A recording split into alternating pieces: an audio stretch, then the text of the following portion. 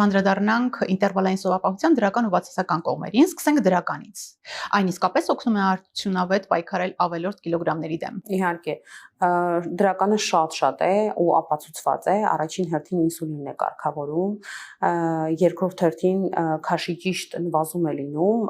բայց պետք է մկանային զանգվածին ուշադիր լինել, այսինքն ֆաստինգ, եթե ասում ենք, որ ես սովապահություն եմ անում, ես ծոմ եմ պահում եւ ուտում եմ ամեն ինչ իմ 8 ժամը, որ տրված է, ուտում եմ ամեն ինչի տակ չպետք է լինի կրկին վատ սնունդ, այսինքն վերամշակված սնունդ, նրբերշիկ, ածխաջրերը, սպիտակ ալյուրից պատրաստված հացամթերք, կրկին սովապահության ժամանակ պետք է լինի բալանսավորված ափսե։ Եթե բալանսավորված չեղավ, օրինակ եղան ճարպերը, վերամշակված ճարպեր, վատ ճարպեր, ապա ֆաստինգը այսպես ասած արդյունավետ չի լինի։ Իսկ մյուս տարբերակը, որ սպիտակուցն է քիչ լինում ֆաստինգի ժամանակ, քաշի կորուստ է լինում, բայց դա արդեն մկանի հաշվին է լինում։